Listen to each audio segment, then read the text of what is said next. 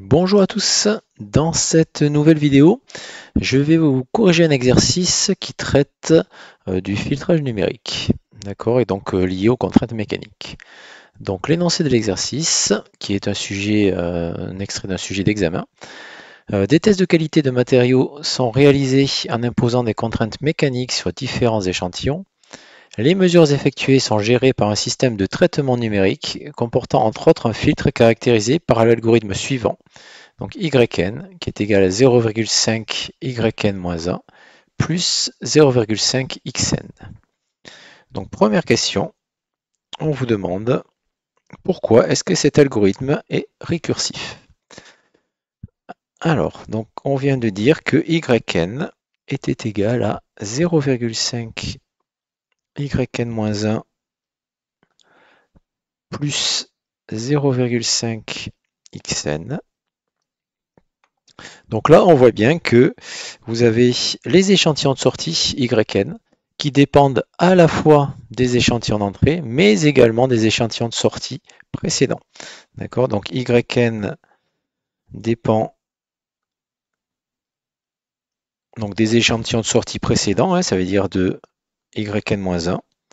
Et donc cette particularité fait que c'est un filtre que l'on appelle récursif.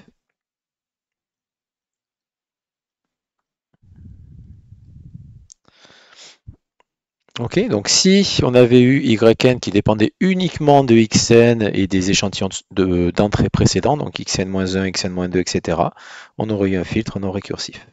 Mais à partir du moment où yn dépend des yn-1, voire des yn-2, vous avez un filtre qui est récursif. Ensuite, donc deuxième question, on applique à l'entrée du filtre une séquence impulsion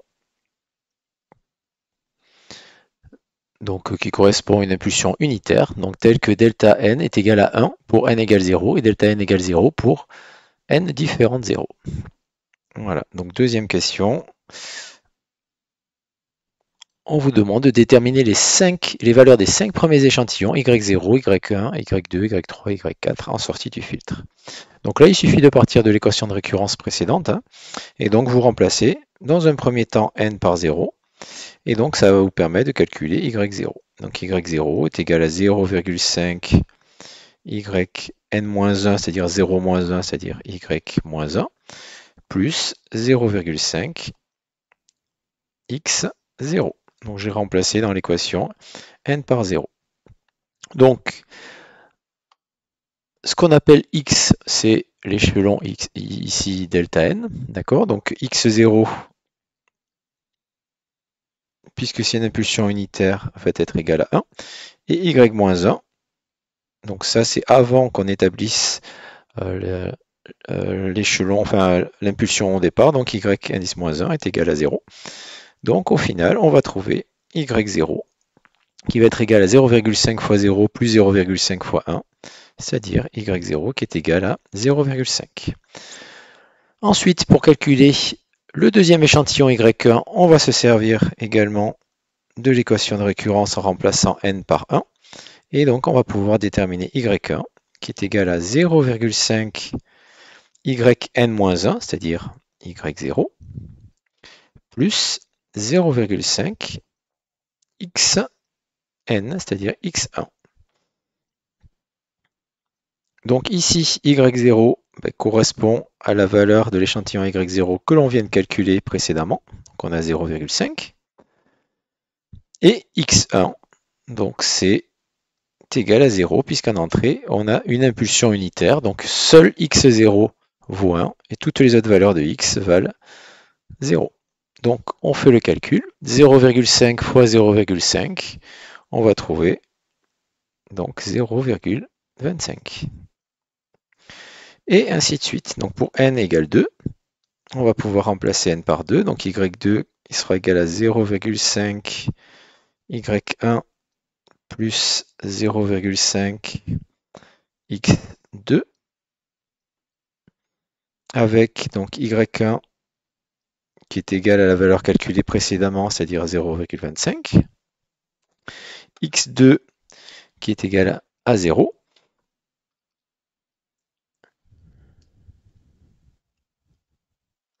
Et donc, on va trouver 0,5 fois 0,125, c'est-à-dire fois 0,25, c'est-à-dire 0,125.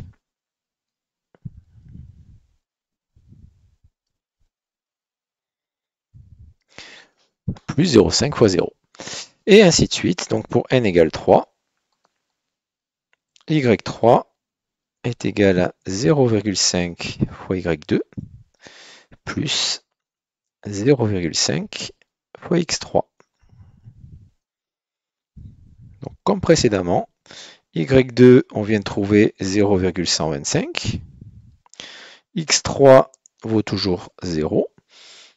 Et donc, au final, nous allons trouver une valeur donc, de 0,0625. Et donc, on vous demande de déterminer y4 également. Donc, je vais remplacer n par 4. Et donc, ce qui me donne y4 qui est égal à 0,5 y3 plus 0,5 x4. Avec y3 que l'on vient de calculer qui est égal à 0,0625 et x4 qui est égal à 0. Voilà, donc ce qui me fait un résultat qui est égal à 0,03125. Donc voilà pour les 5 premiers échantillons de la sortie Y. D'accord? Donc vous voyez bien que Y, les échantillons Y dépendent des échantillons d'entrée, hein, bien évidemment. Mais bon, comme c'est une impulsion, seul X0 vaut 1. Mais dépendent aussi des échantillons de sortie précédents. Voilà, donc conclure sur la stabilité du filtre en justifiant votre réponse. Donc, si on regarde un petit peu l'allure des échantillons, hein, les valeurs des échantillons, donc on a 0,5, 0,25, 0,125. Donc à chaque fois, on divise par 2 la valeur de l'échantillon précédent pour obtenir l'échantillon n. Donc finalement, on va avoir une suite d'échantillons qui va converger vers 0. Voilà, donc yn tend vers 0. Si n tend vers l'infini.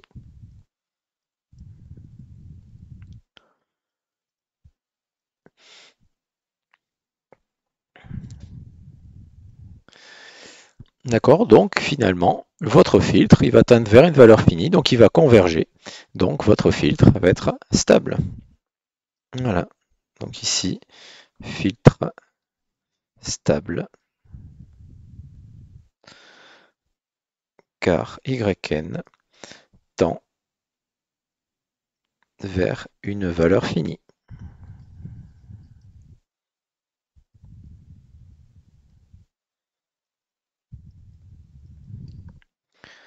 Voilà, donc ça c'était la deuxième partie de la deuxième question.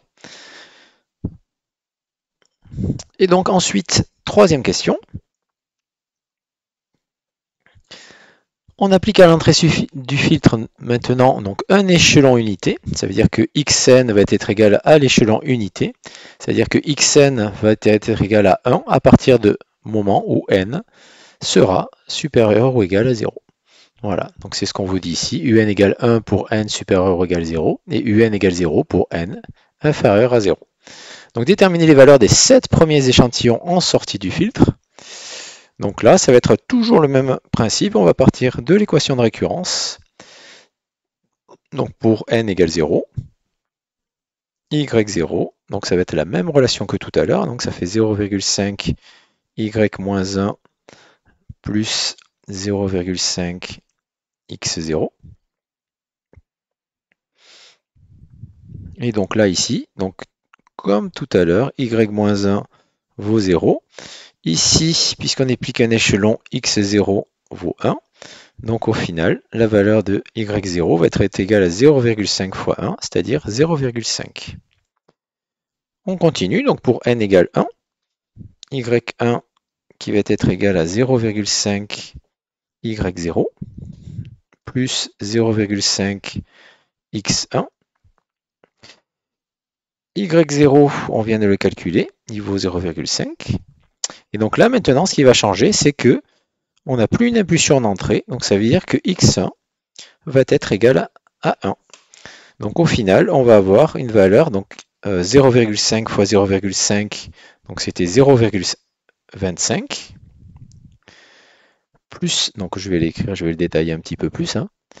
Donc ça va vous donner ici donc 0,25 plus 0,5 fois 1, c'est-à-dire 0,5.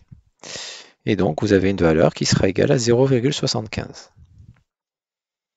Voilà, donc pour n égale 2, y2 va être égal à donc 0,5 fois y1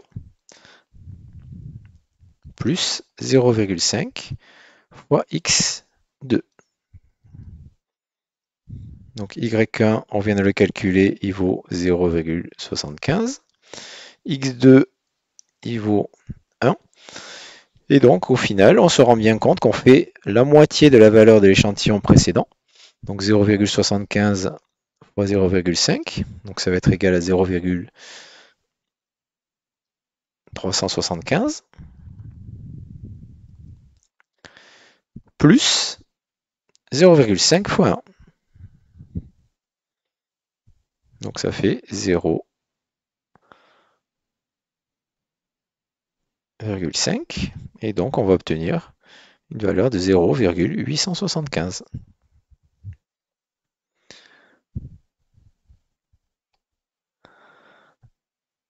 Voilà, et on continue.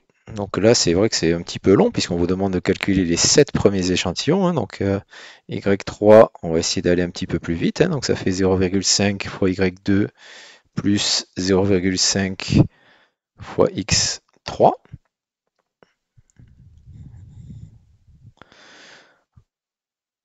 Donc y2, on vient de le calculer, c'est 0,875. 0,5 fois x3, bah, x3 c'est toujours égal à 1. Donc on va avoir 0,875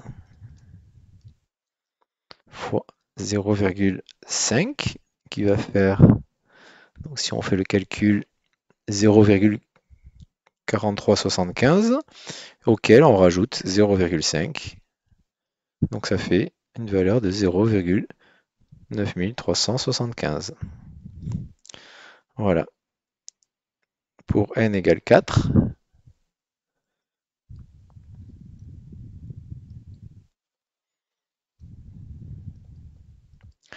on aura y4 qui sera égal à 0,5 fois y3 plus 0,5 fois x4. Donc y3, on vient de le calculer. Ça fait 0,9375. Donc on le multiplie par 0,5. Et on ajoute 0,5. Donc on trouve 0, 0, donc virgule 96 875. Voilà, donc tout ça en prenant donc y3 qui était égal à 0,9375 et x4 qui était égal à 1. Voilà, donc on peut s'arrêter là, hein, pas besoin de représenter les 7 premiers, donc là j'en ai déjà 5, c'est déjà pas mal. Donc on va continuer, hein, le principe c'est le même pour la suite. Donc on vous demande de représenter la réponse indicielle du filtre et en déduire sa nature. Donc la réponse indicielle du filtre, donc on va tracer ici la réponse indicielle, c'est-à-dire qu'on va avoir en fonction du nombre d'échantillons ici n, l'allure finalement soit de votre échantillon, de votre allure de sortie, hein, donc vous allez avoir votre suite yn. Donc si je prends un feutre un petit peu de couleur, d'accord, donc je vais prendre pour n, donc je vais graduer pour n égale 1, 2, 3, 4, 5. On va prendre les 5 premiers échantillons, hein. 1, 2, 3, 4, 5. Et donc on va placer nos échantillons. Donc pour y0, on vient de trouver donc 0,5. Donc je vais faire ici pareil une échelle, hein. Donc on va faire 0,5, 1. Donc le premier échantillon, ici, on est à 0,5, donc pour y0. Ok. Ensuite, pour y1, on est à 0,75. Donc on est à 0,5 plus ici la moitié de l'intervalle. Pour y2, on va être à 0,875. Donc on va se situer ici. y3, on va se situer encore à la moitié. Et ainsi de suite. On va se rapprocher petit à petit de la valeur 1. D'accord? Et donc si on continuait, hein, ça ferait des échantillons qui seraient de plus en plus proches de la valeur 1. Et donc petit à petit, on tendrait vers la valeur 1. D'accord? Donc c'est pour les échantillons. Donc 6, 7, 8, 9, etc. Voilà, donc pour la réponse indicielle ici de votre filtre. Et donc en déduire sa nature. Donc la nature, lorsqu'on parle de nature, on demande en fait de quel type de filtre, si c'est un filtre à réponse impulsionnelle finie ou infinie. D'accord? Donc en fait ici c'est un filtre à réponse impulsionnelle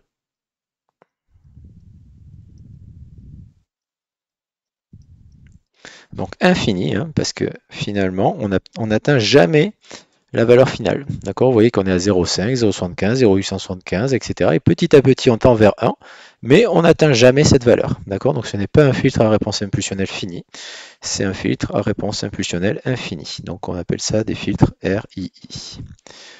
Voilà. Et c'est un filtre, si on vous pose la question, qui est stable, parce qu'il tend quand même vers une valeur finie. Et donc enfin, dernière question, donc quatrième question. Donc on vous demande de montrer que la transmittance en Z du filtre peut s'écrire sous cette forme-là. Donc là, c'est toujours pareil. On part ici de l'équation de récurrence, 0,5 fois yn-1 plus 0,5 fois xn. Et donc, à partir de cette équation de récurrence, on va faire ce qu'on appelle la transformer en Z. Et donc, la transformer en Z, ici, de yn, on va le noter grand Y de Z. D'accord? Donc la transformée en Z de yn, c'est grand Y de Z, qui va être égal à 0,5 fois la transformée en Z de yn-1. Donc là, la difficulté, elle est un petit peu là. Hein. Donc la transformée en Z de yn-1 d'après le théorème du retard. Vous voyez, donc d'après le théorème du retard, la transformée en Z de yn-1, c'est z-1 fois la transformée en Z de y. D'accord? Donc ça, c'est ce qu'on appelle le théorème du retard. Donc ça, c'est important de le connaître, hein, sinon vous n'allez pas être en mesure de déterminer la transformée en Z de l'échantillon yn-1. Donc si c'était yn-2, on aurait z puissance moins 2, grand Y de Z. yn-5, ce serait z-5, y de Z. Voilà, et donc on continue. Donc après, on retombe sur quelque chose de simple. Hein, donc on a 0,5 fois la transformée en Z de xn, que l'on note grand Y de Z. Grand X de Z, pardon. Et donc si, de la même façon, hein, si on avait un terme en xn-1, d'après le théorème du retard, la transformée en Z aurait été z-1 fois grand X de Z. Donc une fois qu'on a posé ça, vous voyez, donc on a des termes en Y et en X, et l'objectif c'est de déterminer la transmittance en Z. Donc la transmittance, par définition, c'est la grandeur de sortie Y de Z sur la grandeur d'entrée X de Z. Donc là, l'idée, ça va être de mettre tous les Y de Z à gauche de l'égalité. Donc on va avoir Y de Z moins 0,5 Z puissance moins 1 fois Y de Z qui va être égal à 0,5 fois grand X de Z. Et donc si je mets Y de Z ici à gauche en facteur, je vais avoir Y de Z facteur de 1 moins 0,5 Z puissance moins 1 qui va être égal à 0,5 fois grand X de Z. Voilà, et donc moi ce que je cherche, c'est le rapport, donc y de z sur x de z.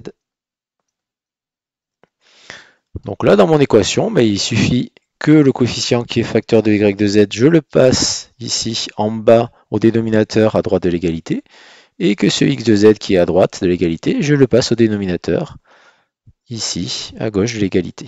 D'accord? Donc on va obtenir 0,5 divisé par 1 moins 0,5 z puissance moins 1.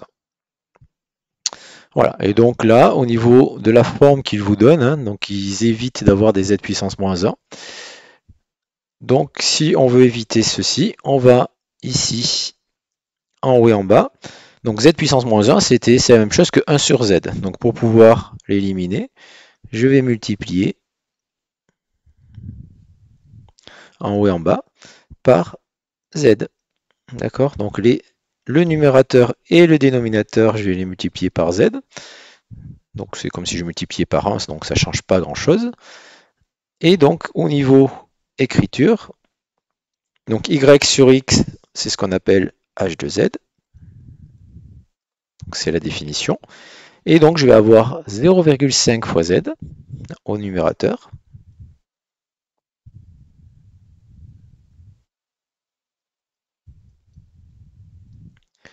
Et donc au dénominateur, je vais avoir 1 fois z, ça veut dire z, moins 0,5 z moins 1, c'est-à-dire 0,5 sur z, fois z. Donc il va me rester juste 0,5. Et donc je trouve bien la transmittance en z de mon filtre, qui est égale à 0,5 fois z sur z moins 0,5. Voilà, donc c'est conforme à ce que l'on vous demande au niveau de l'exercice.